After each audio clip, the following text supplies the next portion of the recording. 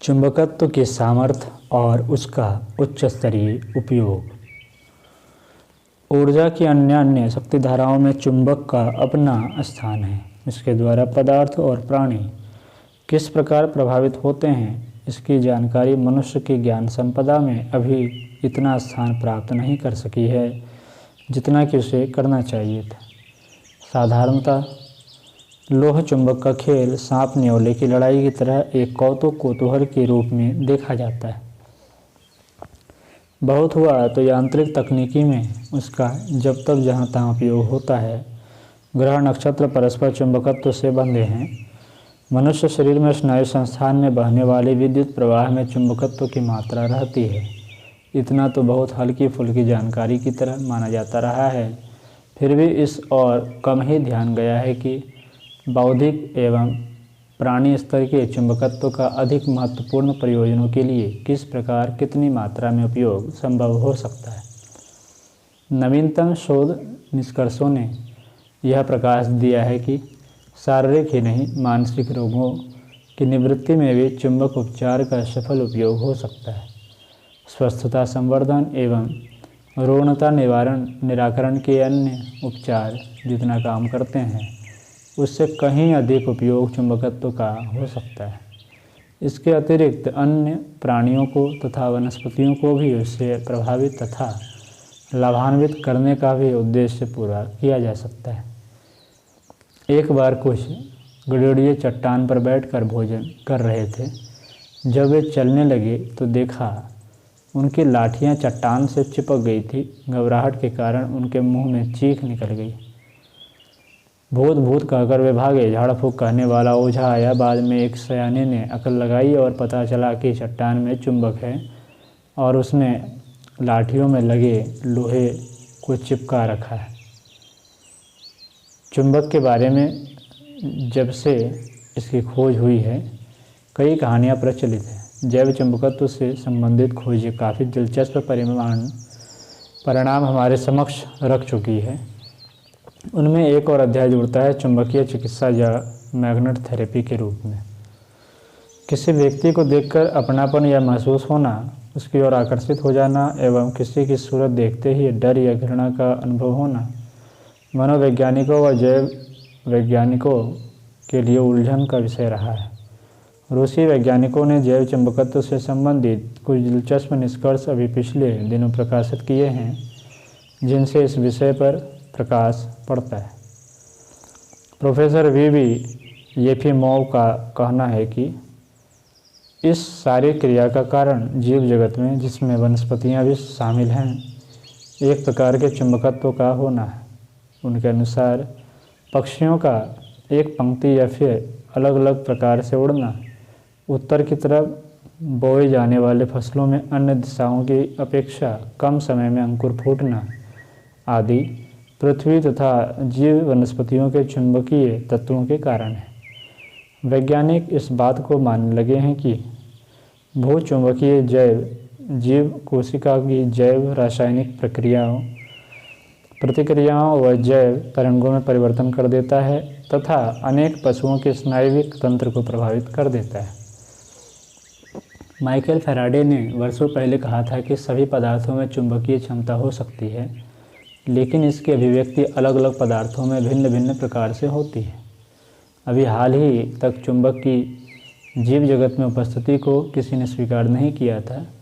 Dutch वैज्ञानिक Magnus ने कुत्ते पर परीक्षण कर यह सिद्ध करने का प्रयत्न किया है कि अनुमस्तिष्क के आसपास कुछ ऐसी कोशिकाएं अवश्य हैं जिनसे चुंबक नियंत्रित होता है। कुत्ते के अनुमस्तिष्क को निकालने के बाद यह देखा गया कि जब उसके शरीर पर उंगली रखी गई तब उंगली को कुत्ते के शरीर से उठाने में कठिनाई हुई। यदि यह बात सही है तो शरीर और वनस्पतियों में कोई न कोई चुंबकत्व अवश्य होता है, तो आगे चलकर मनुष्य के जीवन में बहुत से क्रांतिकारी परिवर्तन होंगे। उनमें से एक चुंबक की सहायता से मनन तथा चिंतन को प्रभावित करना भी होगा। चुंबक से चिकित्सा की बातें अभी तक विज्ञान की कसौटी पर कसी नहीं गई है, लेकिन इस दिशा में वैज्ञानिक प्रयत्नशील हैं। विज्ञान सतत रूप से यह सिद्ध करने की दिशा में अग्रसर हो रहा है कि चुंबक जीवन में भलाई के लिए परिवर्तन करेगा। वैज्ञानिकों का कहना है कि शरीर के किसी भी अंग में दर्द, जोड़ों की जकड़न, दांत का दर्द, विशेषकर आधा शीशी के दर्द को चुंबक की सहायता से ठीक किया जा सकता है। काफ़ी हद तक यह मोटापा दूर करने की मदद कर सकता है। इन दिनों अमेरिका, रूस, जापान, कनाडा, भारत आदि अनेक देशों में चुंबकीय चिकित्सा तेज़ी से लोकप्रिय होती जा रही है। आज विज्ञान का पुट मिल जाने की वजह से यह पद्धति नई भले ही लगती हो, लेकिन ऐसे प्रामाणिक उद्धरण वेदों में भी मिलते हैं कि लोगों को इस चिकित्सा पद्धति की जानकारी थी। अथर्ववेद में रेत द्वारा रक्तस्राव रोकने एवं पत्थर द्वारा स्त्री रोगों के उपचार का वर्णन आता है। चुंबक में भी रेत, बेरियम और आयरन ऑक्साइड होता है। यही तीनों मिलकर चुंबक में मानव शरीर के चिकित्सा के गुण उत्पन्न करते हैं। मिस्र की सुंदरी क्लियोपेट्रा के बारे में प्रसिद्ध है कि वह अपनी सुंदरता बनाए रखने के लिए माथे पर छोटा चुंबक लगाए रखती थी। 16वीं शताब्दी में भी स्विस चिकित्सक फिलिप्स पैरासेल्स ने चुंबक की महत्ता की ओर संकेत किया था। उसका कहना था कि चुंबक मानव शरीर के बाहरी एवं भीतरी दोनों तरह के रोगों का उपचार करने में सक्षम है। इस सिद्धांत को मैस्मर ने बहुत प्रचलित किया। स्विट्जरलैंड के डॉक्टर हैंस एंटन मैस्मर ने भीषण सिरदर्द से परेशान एक महिला फ्रेंच ऑस्टरलिन का चुंबक से इलाज कर एक आश्चर्यजनक उदाहरण प्रस्तुत किया। बाद में डॉक्टर मैस्मर ने इसे चुंबकीय प्रभाव के सिद्धांत पर उंगलियों से वैसा ही प्रभाव उत्पन्न करने की क्रिया आरंभ की जो मैस्मरिज्म के नाम से विख्यात हुई। उन्हीं के समकालीन डॉक्टर सैमुअल हैनीमैन ने भी चुंबक के प्रभावों को स्वीकार कर इस चिकित्सा विधि की महत्ता प्रतिपादित की। माइकल फैराडे द्वारा बताए गए जैविक चुंबक के सिद्धांत पर विश्व के अनेक देशों के वैज्ञानिकों ने अनुसंधान किए व तदनंतर वर्तमान आधुनिक चुंबक चिकित्सा पद्धति का आरंभ हुआ। चुंबक की तरंगों का मानव शरीर पर प्रभाव पड़ता है।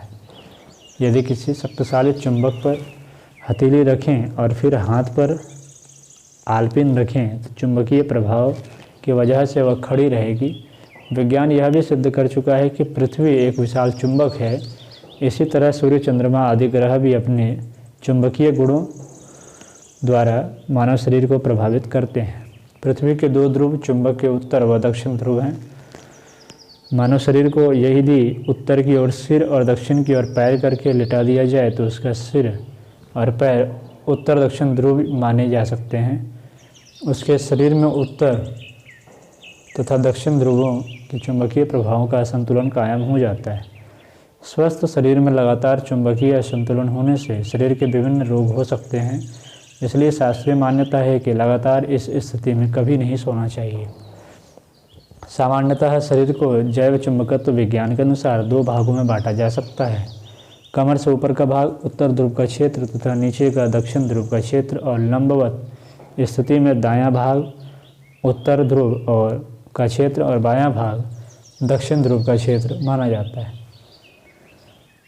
आज विश्व के सभी वैज्ञानिक इस बात से सहमत हो गए हैं कि मानव शरीर पर चुंबक का बहुत तीव्र प्रभाव पड़ता है और इसके सही उपयोग द्वारा अनेक रोगों का उपचार किया जा सकता है। मानव शरीर में रक्त अत्यंत महत्वपूर्ण भूमिका अदा करता है। रक्त में होने वाले परिवर्तन ही हमें रोगी या निरोगी बनाते हैं। हमारे शरीर पर जब चुंबकीय तरंगों का प्रभाव पड़ता है तो इससे रक्तवाहिनी नलियों में हल्की सी विद्युत तरंग उत्पन्न होती है।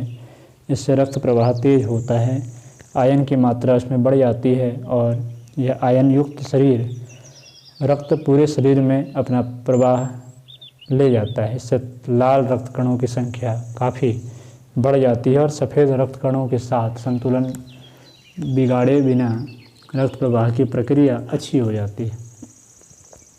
बायोमैग्नेटिक थेरेपी के अनुसार शरीर की सभी कोशिकाओं में जैविक विद्युत प्रवाहित होती है।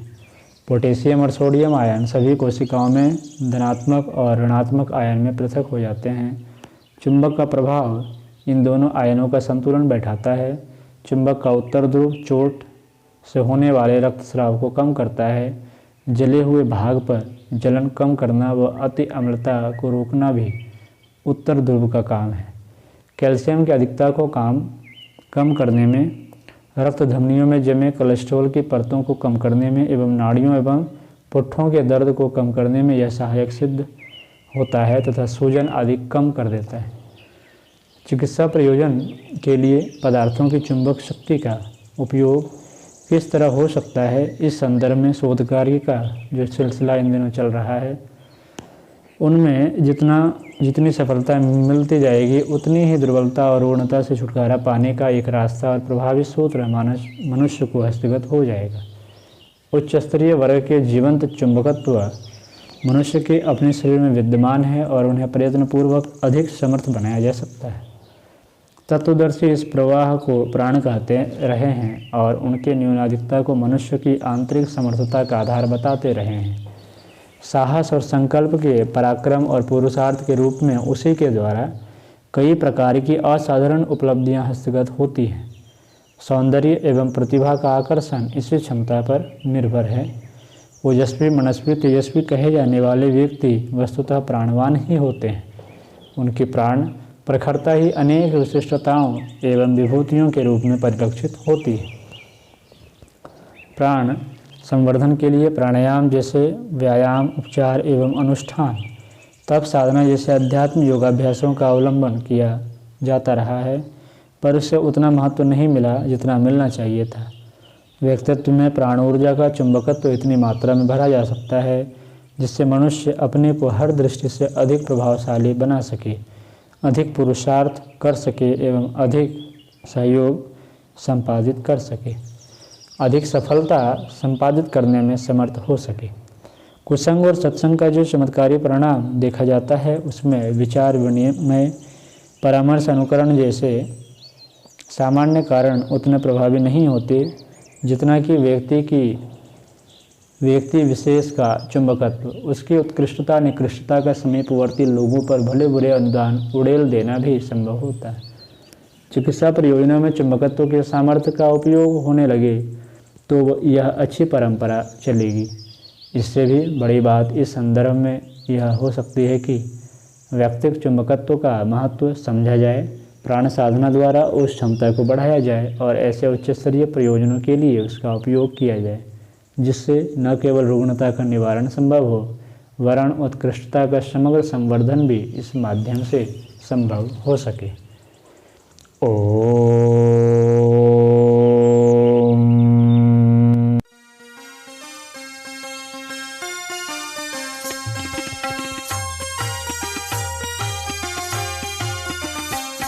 चलो गुरुदेव के सपने सजाने की शपथ ले ली। चलो गुरुदेव के सपने सजाने की